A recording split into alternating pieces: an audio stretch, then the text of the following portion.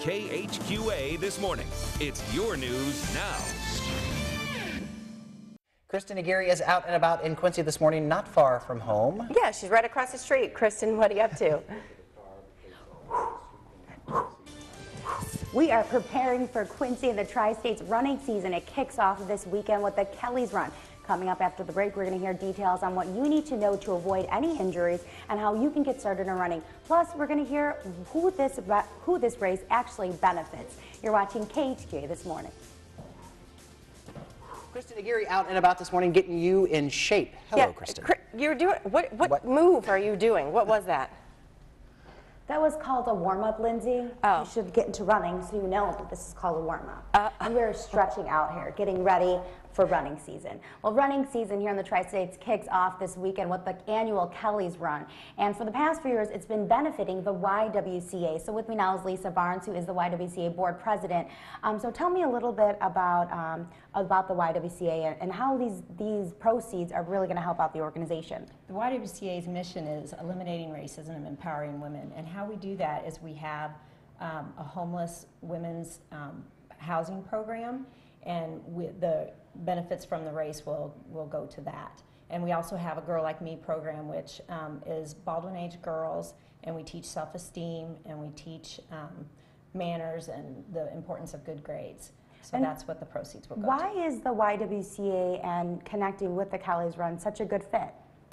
Well, the Kelly's Run is a Quincy tradition from a long time ago. So, like I think it was 4 years ago, we kind of hijacked the race, and we decided to, donate the proceeds. And what better way is to donate them to the YWCA. And now, are you going to be running in the race? I am going to be running in the race. You are. So, are you an avid runner? I am a beginner runner. Oh, so, yeah. Quincy is a town filled with runners and very dedicated runners. And coming up later in the show, we are going to head on in here into the workout area. We're going to learn tips that you need to know so that you don't get any injuries. And if you're a beginner runner, we'll give you some tips on how you can get involved in the cardio and really get your heart pumping. All right, we will see you shortly then. Continue to work out. It reminds me of Chris Farley. Yeah. Kind of move. Interesting. Well, if you're looking now of getting in shape is Kristen Aguirre. She's out and about in Quincy this morning. Yes. Good morning, Kristen. Good morning. That's right. The running season is getting kicked off this weekend in the Tri-States with the annual Kelly's Run. Now, if you didn't run all winter season, there's no need to worry. But there are a few things that you need to know to stay injury-free. So, what should people be doing now if they haven't ran all season, or maybe this is their first time? What is the most important thing they need to know? The main thing is to just start out slow. Make sure you warm up, maybe with a 5-minute walk, 5 or 10-minute walk to warm up. Maybe some stretching, some light stretching, and just take it easy. Run for a minute, walk for 90 seconds, run another minute. Do that for about 30 minutes, and you should be good. How long have you been running? Several years, longer than I'm willing to admit to.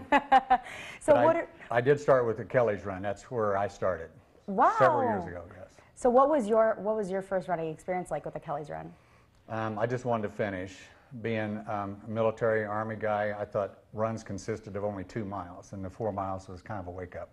Well, this year the Kelly's Run is not 4 miles; it's a 5K. So it's a 5K, yes. Okay, so that's 3 miles. So what are some stretches people can do maybe before so they don't hurt themselves? Well, the main thing is to maybe a good hamstring stretch. So just a nice stretch.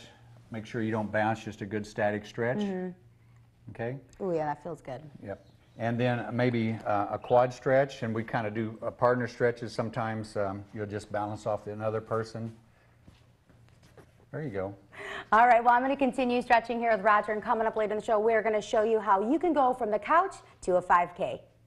If you weren't sneezing and coughing all over the place, you could balance on me, but not today. We should turn the sleep type camera just a little bit this way, and we would see where Kristen Aguirre is. Yes. She's right across the street from us on 36. Just a hop, skip, and a jump away. Good morning, Kristen. What are you doing over there? I want to know, did you walk there? No, I didn't walk there. I warmed up the car. Since you're talking about running and exercising. Yeah. Yeah, I'll start that running tomorrow. Today I needed to take the car here. Well, we are talking all about the Kelly's Run that kicks off running season here in the Tri-States, and it starts this Sunday on St. Patrick's Day. Now, it is a classic run. It has been around for years. And with me now is Roger McKenzie, who's an avid runner and a trainer. And you actually got your start with running through the Kelly's Run. Kelly's Run several years ago when it was the 4 mile. Now it's the 5K, 3.1 miles. But I ran it, and being prior service and military, I kind of thought that runs just consisted of a 2-mile run, and that was kind of a wake-up. But that's how I got started with the Kelly's Run. You actually made everyone from your troop do the run with you. I took my company from the Reserve Center over 1 year, and they were a little upset because they too was used to running 2 miles only, run 4 miles. So. But that got your start in running, and so did Absolutely. you love it from there and you wanted to keep going? Keep going. All right, well, for people who also want to get started in running, people can do it. They can go from a couch to 5K. Absolutely. There's a couple of groups here in town that have those programs, but again, just start out nice and slow. Warm up, 5-minute walk, and then maybe run for a minute, and then walk for 90 seconds, and just keep doing that. 30 minutes and you're good to go. So the weather is getting better, and people are going to be heading outside to do some of these workouts that we're suggesting now. Safety is really vital. Safety, yes. I would suggest running with a partner, running groups, running against traffic, and just stay safe. All right, well, we will have all of Roger's running tips and all of his safety tips on our website, and you can visit connecttristates.com. And coming up later in the show, we're going to show you what you can do in case you do get injured and how to avoid injury when you start getting on that 5K track. Good. We like to avoid the injury, and see, since you're going to start running tomorrow, hurt yourself. Right. How's it going, Kristen? That's right. You can definitely hurt yourself if you're not prepared for the running season. So what can people do to avoid that injury that can maybe even keep you out the whole running season? Yeah, the most important thing that you can do is not overtrain. A lot of beginning runners, they try to go out and run every day, and that's just not enough time to recover. So 2 to 3 days a week is perfect for the beginning runner. So, and how often throughout the week would you space out the running? Is it consecutive 3 days a week, or how does that work? No, it's best to run maybe like a Monday, Wednesday, Saturday, or a Tuesday, Thursday, Saturday, just giving yourself enough time in between the runs to recover and let your muscles heal. Now, on those off running days, you said we should be doing a little bit of some cross training? Cross training is good. There should be at least, if it's your first time, you should have a couple rest days, but you really do need to do some cross training too. Weight training is really good. You can do cycling, swimming, anything that really gets your heart rate up. Mm-hmm. And what are some other important things for people who maybe have not ran at all and this is their first thing? So they need to cross train, have a few days off. What else should they be doing? Proper rest is big. Nutrition, eating healthy, trying to get plenty of fruits and vegetables. That really helps the body to prepare itself.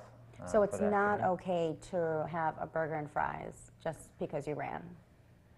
Maybe after you ran, get the protein you need, but probably not a good meal to start the run. All right, well, we're telling you how to avoid injury right now, but coming up after the break, we are going to tell you what you can do in case you do have that injury and what's your next steps to start recovering. Hopefully with your information you won't get an injury, because now you know how to prepare. Exactly. Right now, our friend Kristen Aguirre is with us. Yes. What you up to? Well, earlier in the show, we showed you ways to prepare for running and what you can do to avoid running. Now we're going to be showing you what can happen if you do get that injury. So what's the most common injury that you see?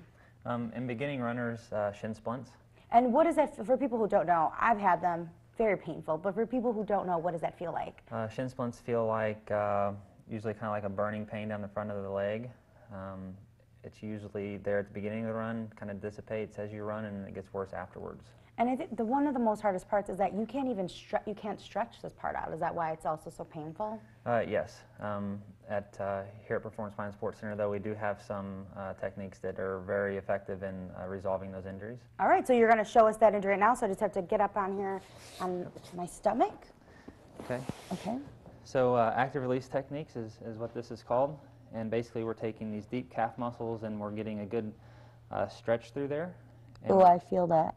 Yep, and we're breaking up scar tissue and overuse injury tissue to help the ankle and lower leg move better. Does it get painful for people that do have shin splints? Yes, it can be painful, but they usually immediately feel better, and we can get them back on the road running a lot quicker. Well, this feels like a massage for me, so you can keep going, doctor. Well, we will have more tips on how you can avoid injury on our website, connecttristates.com. And coming up later in the show, we're going to continue to show you why the Kelly's Run is so important and who it's benefiting. All right, coming up, we have your Hollywood Buzz. Cardio, do a little running. The weather's warming up, and running season is here. Yes, Kristen Aguirre is live this morning. What are you doing, Kristen? Good morning. Well, that's right. We are showing you how to prepare for the running season that kicks off in the Tri-States this Sunday with the annual Kelly's Run. Now, this year, for the past 4 years, it's been benefiting the YWCA. So, are you guys excited for this run? We are excited. It starts at 9:30 on Sunday morning. Pre-registration has already begun, and it's $20 for a single person, $50 for a family. It's $25 on the day of the race, so I recommend pre-registering, which you can still do at the YWCA office at 7th in York. But people can sign up the day of the race. Yes, they can, and it's $25 for a single person on the day of the race. And it's a very family-oriented race. You know, you can bring your strollers to walk, run, so it'll be a really good day to get out there. And I know that they have 2 additional tents set up for people to stay and eat and drink afterwards. And none of this can be done without some people that help you guys out. Right. Oh, our sponsors, yes. Kelly's and Ranella, of course, have been doing this for years, and they're so generous to sponsor this. And also this year, Mercantile Bank and Titan Wheel. And this year, you are actually running in it. I so am. You have been doing the Kelly's Run for years as well. Yeah. But this is your first year running it. So are you excited? I am excited. I'm very excited to run in the race this year. And so have you been using some of the techniques we've been talking about all this morning? Yes, I do a lot of the stretching and, you know, the different strength training exercises. And I also use a Map My Fitness app on my phone to show me how far I've gone and how long it takes me. And you can also get any Couch to 5K apps on your phone as well. Here I have the Android, just went to the Play Store, and you can get a ton of 5K, Couch to 5K. And you can also just go to our website, connecttristates.com, where we'll have all the tips we've been hearing this morning on how to avoid injury, what happens if you get an injury, and stretching, and why these things are important. So again, for any of this information we heard, and for more information on how you can join the Kelly's Run, make sure you visit our website, connecttristates.com. Cool, and see, I also have an app on my phone, which you can't see, called Run 5K. And it starts you out slowly, like Roger McKenzie was talking about earlier, about just walking for a little bit and then running, walking, running. Very good. I used it. And it tells you to run. It screams at you, run. And kind of see, you're like, I don't know what I'm running for. That's exactly what you need. You need someone to yell at you to push you through Exactly. You There have you that go. motivation. And you can change it between male and female. So who do you want to scream at you?